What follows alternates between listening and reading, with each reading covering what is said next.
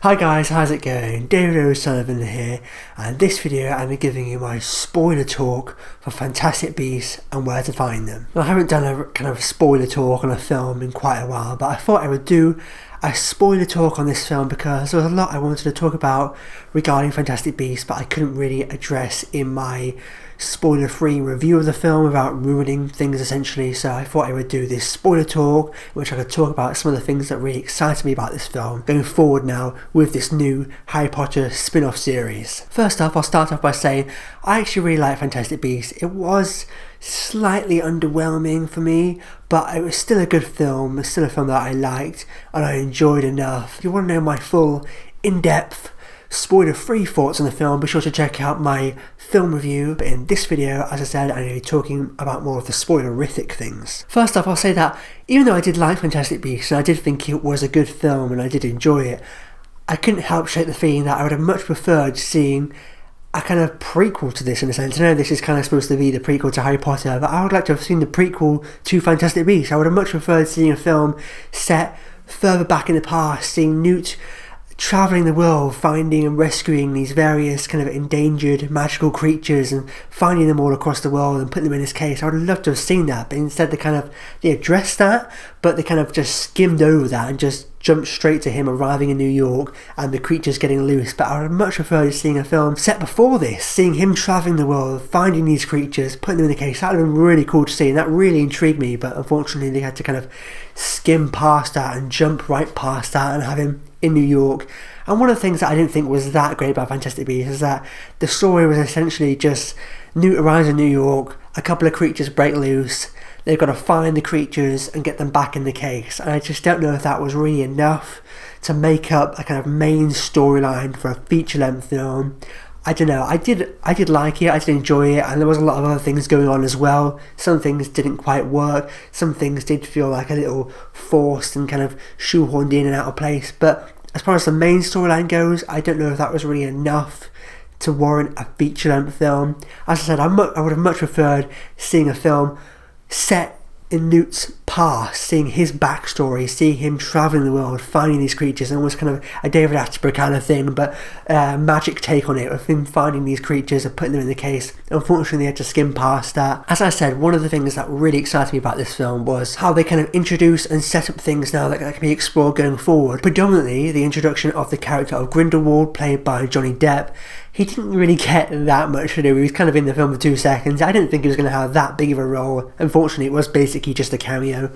He was teased right at the very beginning of the film, and even though I didn't love the film, and there were some parts that were a little slow and some parts that did drag for me, I loved how the film opened. It really hooked me and immersed me and threw me back right into that world. How we had that introduction kind of teasing Grindelwald and his attacks and the kind of newspapers, the articles on Grindelwald, and we really got sucked back into that world. I think that was a really great introduction to this world and how they immersed us back into that world, and I thought it was a great way to open the film, and it really got me hooked and engaged straight off the bat. And as I said, I cannot wait to see more of Grindelwald. I'm still a little iffy on the casting of Johnny Depp. I can't really kind of say much going by his performance in this film because he was really in it for 2 seconds. The biggest amount of screen time he got was the very end of the film when he was revealed that he was Colin Farrell's character, and we didn't really get to see that much of him. It did kind of become a little bit of a comedy. I'm holding out hope that he will be really great in the role. As I said, I can't really judge his performance based on what we saw of him here because we didn't really see enough.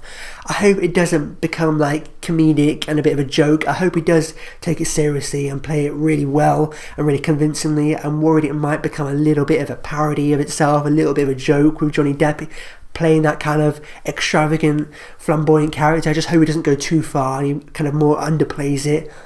He kind of looks cool in the role, even though he doesn't really look exactly like the character. Obviously, we saw the younger version of Grindelwald in Deathly Hallows Part 1, I believe, and I'm just really excited to see more of that character. Even though I'm a little bit iffy on the casting of Johnny Depp still, I'm not sure if he's going to be amazing in that role. I hope he is, but what I'm really looking forward to is seeing more of the character of Grindelwald and a young Dumbledore. I didn't know whether we were going to see young Dumbledore in this film. I kind of thought he might, just really briefly, but we didn't, and I think they're going to save a young Dumbledore for the sequel.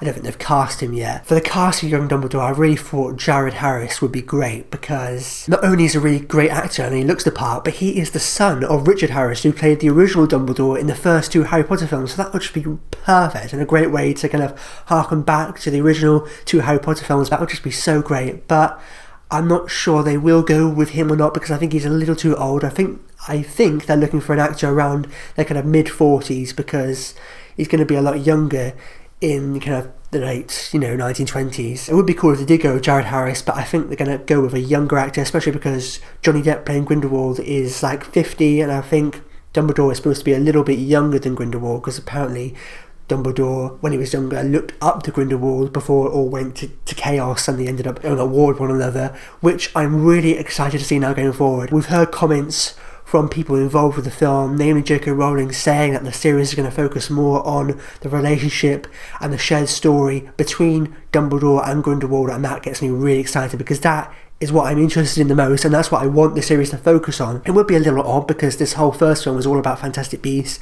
Eddie Redmayne's Newt Scamander was the main protagonist, so for them to completely ignore that going forward now would be a little odd. I hope they still keep those characters and still have a kind of focus and emphasis on those characters, not just disregard them. I hope we still see Newt Scamander and his friends, but I am really looking forward to seeing more of Grindelwald and more of a young Dumbledore as well, and their relationship and their story, because that for me is so much more interesting. That's such a rich, interesting mythology and backstory there that it can explore between those 2 characters, the relationship they have, the story they have.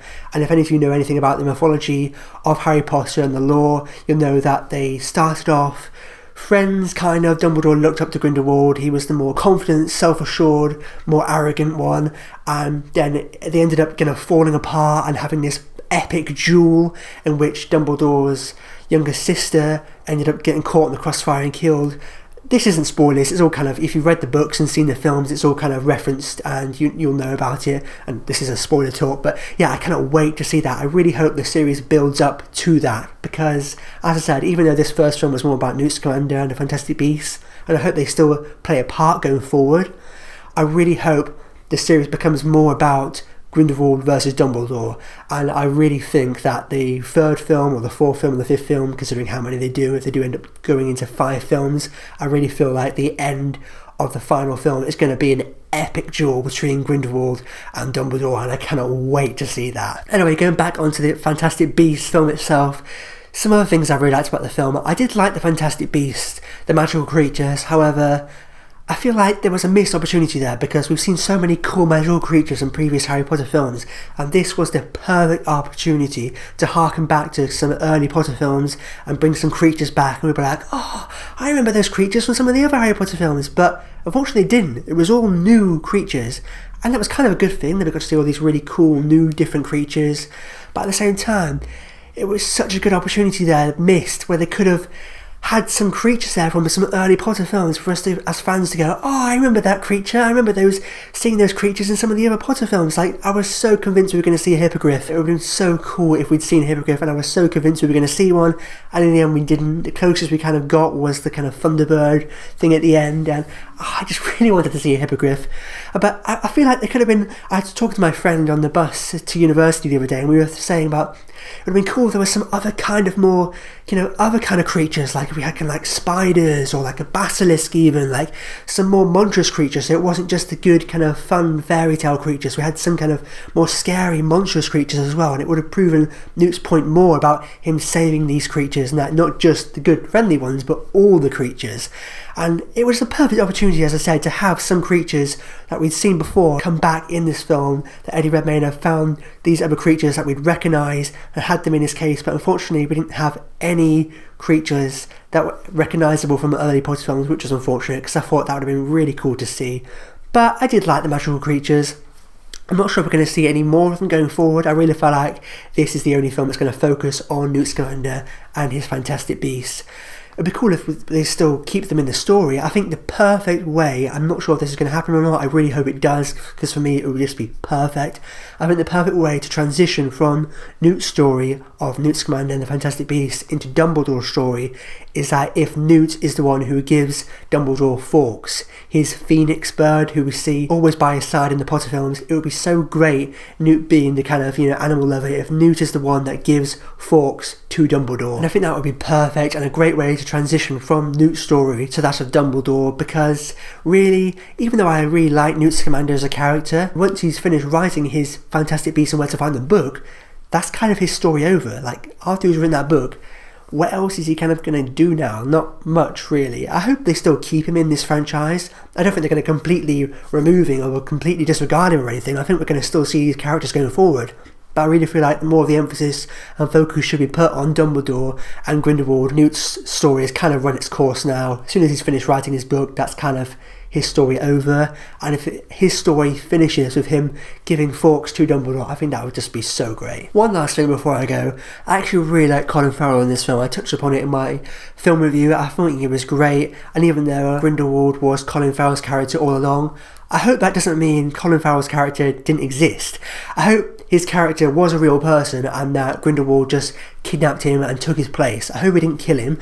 I hope it's kind of a case like in The Goblet of Fire where David Tennant's character kind of kidnapped and captured Mad-Eye Moody and took his place with the Polyjuice Potion. I hope that's what happened here. What does worry me there is that we never got to a scene. I was convinced after the revealing of Grindelwald, his unmasking, if you will, I was convinced we were going to cut to a scene seeing Colin Farrell's character, the real him, chained up or locked up somewhere, and they were going to rescue him and he was going to come back, but we didn't get that. So I kind of hope his character is still alive and does exist, because I would love to see more of Colin Farrell's character going forward and more of the real him, because obviously him in this film, it was Grindelwald pretending to be him.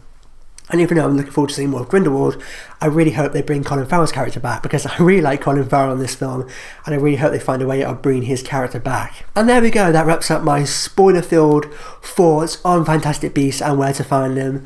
Overall, even though I didn't love this film, there was a lot as a Harry Potter fan that I really enjoyed about it. So even though I think it wasn't a great film, there was enough for me to really like. I was that close to giving it a 4-star. It's probably more of a 4-star than a 3-star, to be honest with you. I mean, I was that close. I even filmed an alternate ending of my review where I gave it a 4-star and had a more positive summary. I'm going to give this film a pass a bit because I think they needed to play it safe. Even though I didn't love the film, I didn't really have enough solid major criticism to warrant putting it down to a lower rating. With that being said, I'm going to give Fantastic Beasts and Where to Find Them 4 stars. But in the end I went with a 3-star because I had some problems with the story and some things that I didn't think quite worked, and I think it could have been a lot better than it was. For me, I liked the film, I thought it was good, it just wasn't great, it didn't blow me away, it left me feeling a little underwhelmed.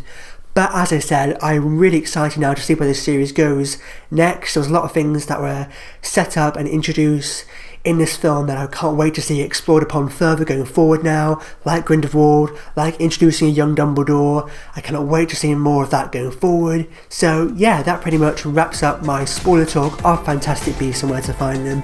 What do you guys think? What were some of your favourite things about Fantastic Beasts? Let me know your thoughts in the comments down below. And as always, if you like this, then make sure to click subscribe to see more. But for now, I'm David O'Sullivan. I'll see you next time.